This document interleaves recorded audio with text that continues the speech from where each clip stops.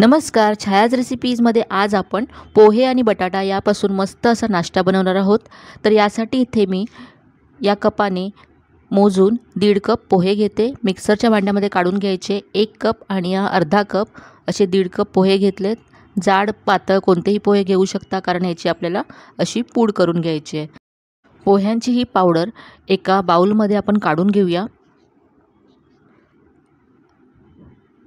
आता त्याच मिक्सरच्या भांड्यामध्ये आपल्याला बटाटे बारीक करून घ्यायचे। तर इथे मी 2 कच्चे बटाटे सोलून घेतलेत आणि त्याचा रंग बदलू नये म्हणून असे पाण्यामध्ये ठेवले होते।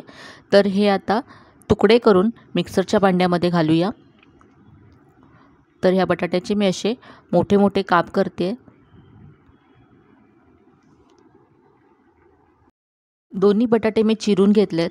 आता यामध्ये थोडंसं आलं घालायचं आहे आणि 2 हिरव्या मिरच्या असे तुकडे करून घेतल्यात, त्या घालायच्या आहेत आणि पाणी न घालता आता याची पेस्ट करून घ्यायची आहे। तर इथे पहा, बटाट्याची अशी मी पेस्ट करून घेतले। आता ही जी आपण पोह्यांची पावडर घेतली होती त्यामध्ये ही बटाट्याची पेस्ट घालायची आहे। आता यामध्ये मसाले घालूया। तर इथे आता चवीप्रमाणे लाल तिखट घालायचं आहे। आपण यामध्ये हिरव्या मिरच्यासुद्धा घातल्यात, त्यामुळे तिखट तुम्ही तुमच्या चवीप्रमाणे कमी जास्त करा। यानंतर चवीप्रमाणे मीठ घालायचं आहे। यामध्ये अर्धा चमचा धने जिरे पूड घातली। यानंतर इथे अर्धा चमचा ओवा घालायचा आहे, अर्धा चमचा जिरं घालायचं आहे यामध्ये। आता यानंतर पाव चमचा हळद घालायची आहे आणि आता यामध्ये 1 चमचा सफेद तीळ घालायचे आहेत। तीळ खूप मस्त लागतात यामध्ये, त्यामुळे नक्की घाला। तर इथे सगळे मसाले घालून झालेत। आता यामध्ये बारीक चिरलेली कोथिंबीर घालायची आहे भरपूर। आता हे सगळं एकत्र करून घ्यायचं आहे। पोह्यांची पावडर, बटाटा हे सगळं एकजीव करून घ्यायचं आहे आणि हे आता आपल्याला मळायचं आहे। यामध्ये पाणी घालायचं नाही आहे। हे आधी आपण गोळा याचा तयार करून घेऊया। जर तुम्हाला मळताना हे जर खूपच घट्ट आहे असं वाटलं तर अगदी 1 ते 2 चमचे पाणी तुम्ही यामध्ये घाला आणि जर पातळ असेल तर तुम्ही यामध्ये गव्हाचं पीठ किंवा तांदळाचे पीठ घालू शकता।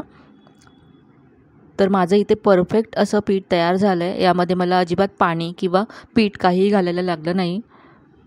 1.5 कप पोह्यांची पावडर करून घेतली होती आणि 2 मोठ्या आकाराचे बटाटे घेतले।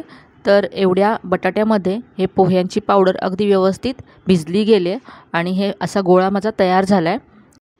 आता याच्यावरती 1 चमचा तेल घालायचं आहे आणि पुन्हा हा गोळा मळून घ्यायचा आहे। अगदी सॉफ्ट हे मळून घ्यायचं, म्हणजे आपल्याला याचा पराठा व्यवस्थित असा लाटता येईल। तर हे पीठ पहा अगदी व्यवस्थित मळून झालं आहे।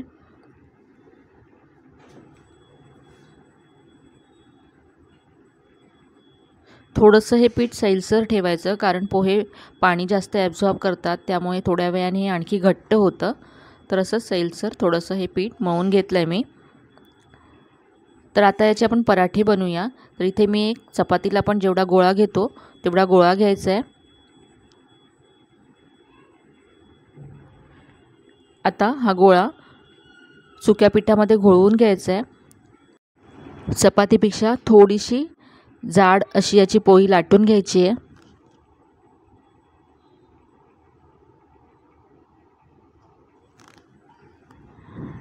याच्यामध्ये बाइंडिंग खूप कमी आहे, त्यामुळे याच्या अशा कडा अशा तुटल्या आहेत। तर आपण असं एखादं झाकण किंवा छोटी प्लेट घेऊन याला आपण राऊंड शेप देऊन घेणार आहोत। तुम्ही असंच सुद्धा हा पराठा भाजू शकता, फक्त दिसायला छान दिसावं म्हणून मी याला असं कट करून घेते। त्याचं जे एक्स्ट्राचं जे पीठ आहे ते काढून घेते। तर हा असा मस्त आपला राऊंड पराठा तयार झाला आहे आणि यामध्ये आपण तीळ घातलेत, कोथिंबीर घातलेत, त्यामुळे दिसायला सुद्धा अगदी मस्त दिसतोय। तर आता हा पराठा आपण भाजून घेऊया। पराठा भाजण्यासाठी इथे मी गॅसवरती तवा गरम करत ठेवला आहे। तवा गरम झाल्यानंतर यावरती पराठा घालायचा आहे। सुरुवातीला तेल किंवा तूप असं काही तव्याला लावलेलं नाही आहे। आधी असाच हा पराठा भाजून घ्यायचा दोन्ही बाजूने। सुरुवातीला जर आपण तेल किंवा तूप लावलं तर वरून पराठा ब्राऊन होतो आणि आतपर्यंत शेकला जात नाही. म्हणून सुरुवातीला तेल तूप न लावताच आपण दोन्ही बाजूनी हा भाजून घेऊया.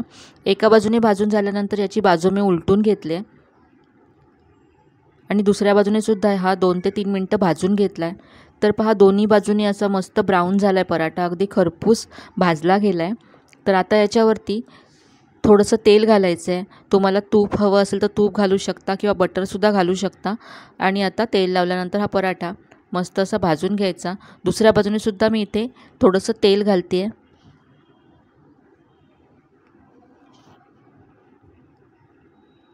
तर हा आपला मस्त असा पराठा पहा भाजून झाला आहे. मस्त फुगला आहे पराठा.